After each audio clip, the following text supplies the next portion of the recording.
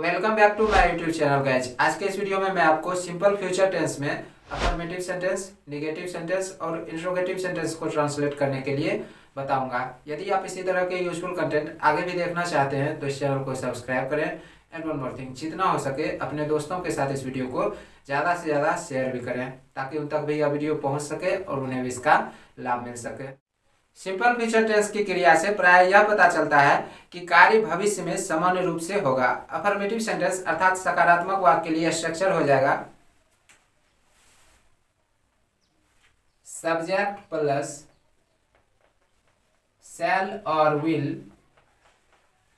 Plus V1 plus object.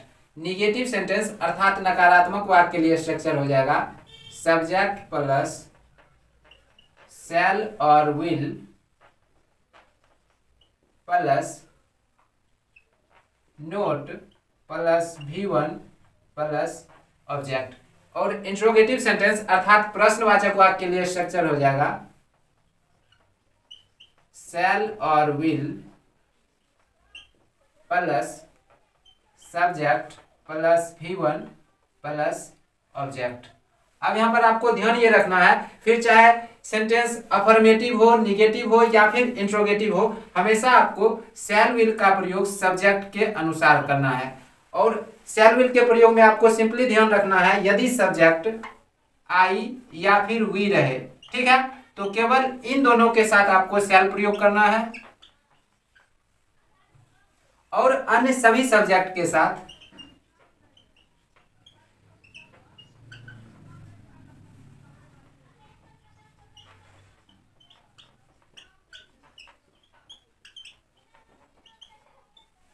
आपको will प्रयोग करना है।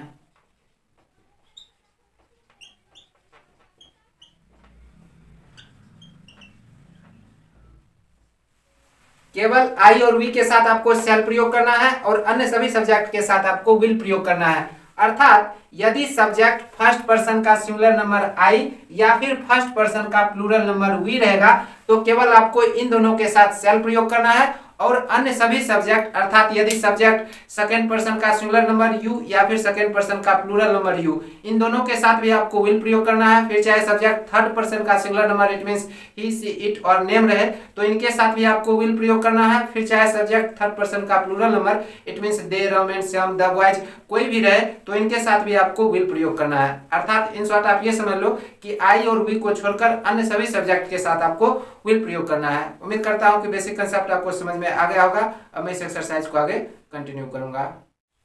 मैं खेलूंगा, ये क्या है? अफर्मेटिव सेंटेंस है, सकारात्मक वाक्य है। तो यहाँ पर हम सबसे पहले क्या करेंगे, सब्जेक्ट लिखेंगे। सब्जेक्ट यहाँ पर क्या है? मैं, आई, ठीक है। आई के साथ आपको पता है शैल प्रयोग करना है तो शैल आ जाएगा। अब शैल के बाद क्या आएगा? वर्ब का फर्स्ट फॉर्म। वर्ब यहाँ पर क्या है? खेलना, प्ले। और इस सेंटेंस में चूंकि अदर वर्ड या फिर ऑब्जेक्ट नहीं है तो V1 के बाद आपको फुल स्टॉप दे देना है। मैं खेलूंगा, आई शैल प्ले। मैं नहीं खेलूंगा, ये क्या है? निगेटिव सेंटेंस है, नकारात्मक वाक्य है। तो पहले आपको सब्जेक्ट लिखना है आई, सब्जेक्ट के अनुसार यहाँ पर शैल आ जाएगा। शैल के तुरंत बाद नोट आएगा क्योंकि निगेटिव सेंटेंस है और नोट के बाद वर्ब का फर्स्ट फॉर्म। वर्ब यहाँ पर क्या है? खेलना। V1 क्या हो जाएगा? प्ले।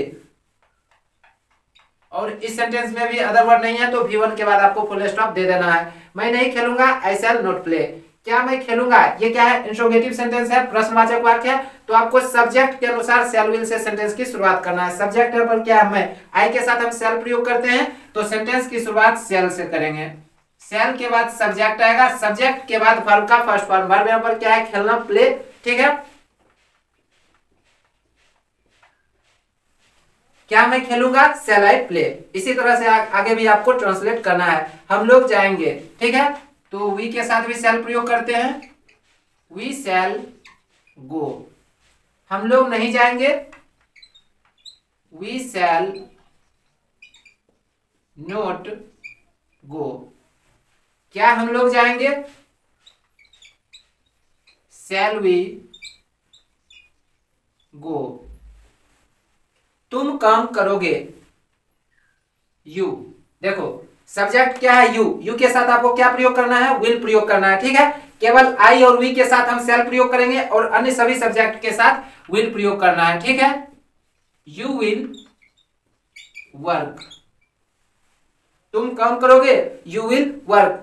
तुम काम नहीं करोगे, निगेटिव सेंटेंस है, तो यू विल नॉट वर्क। तुम काम नहीं करोगे, यू विल नॉट वर्क। क्या तुम काम करोगे, विल यू वर्क। वह आएगी, लड़की के लिए जब वह प्रयोग में रहता है तब हम सी प्रयोग करते हैं, सी के साथ भी विल प्रयोग करेंगे, ठीक है। तो वह आएगी, सी विल कम। वह आएगी, सी विल कम। वह नहीं आएगी, सी विल नॉट कम। क्या वह आएगी, विल सी कम। क्या वह आएगी, विल सी कम। श्याम नाचेगा, श्याम विल डांस। श्याम नाचेगा, श्याम विल डांस। श्याम नहीं नाचेगा, श्याम विल नॉट डांस। क्या श्याम नाचेगा, विल श्याम डांस। क्या श्याम नाचेगा, विल श्याम डांस। वे लोग गाएंगे, दे विल सिंग। वे लोग नहीं गाएंगे, दे विल नॉट सिंग। वे लोग नहीं गाएंगे, दे विल नॉट सिंग। क्या वे लोग गाएंगे, विल दे सिंग। क्या वे लोग गाएंगे, विल दे सिंग। लड़के पढ़ेंगे, द बॉयज विल रीड। लड़के पढ़ेंगे, द बॉयज विल रीड। यहां पर एक चीज आप समझ लो, देखो जनरली प्लूरल या फिर अनकाउंटेबल नाउन के पहले हम द प्रयोग नहीं करते हैं, बट जो स्पीकर है, जो वक्ता है, यदि उस नाउन से पूर्व परिचित रहता है तब हम निश्चितता का बोध कराने के लिए फिर चाहे नाउन प्लूरल हो या फिर अनकाउंटेबल हो, द प्रयोग कर लेते हैं। यहाँ पर क्या है, जो स्पीकर है उसके पॉइंट ऑफ व्यू से क्या पता चलता है कि लड़के पढ़ेंगे, अर्थात वो इन लड़कों को पहले से जानता है, पूर्व परिचित है, इसीलिए नाउन प्लूरल है, फिर भी यहाँ पर मैंने द प्रयोग किया, ठीक है। लड़के पढ़ेंगे, द बॉयज विल रीड। लड़के नहीं पढ़ेंगे, the boys will not read. क्या लड़के पढ़ेंगे, विल द बॉयज रीड। क्या लड़के पढ़ेंगे, विल द बॉयज रीड। तुम स्कूल जाओगे, you will go to school.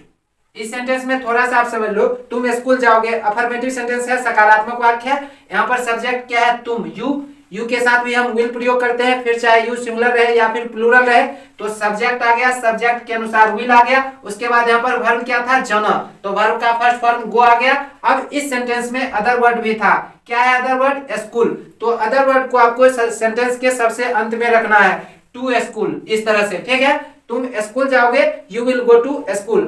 तुम स्कूल नहीं जाओगे, you will not go to school. तुम स्कूल नहीं जाओगे, you will not go to school. क्या तुम स्कूल जाओगे, will you go to school. क्या तुम स्कूल जाओगे? Will you go to school. वह पटना जाएगा। He will go to Patna. वह पटना नहीं जाएगा। He will not go to Patna. क्या वह पटना जाएगा? Will he go to Patna. क्या वह पटना जाएगा? Will he go to Patna.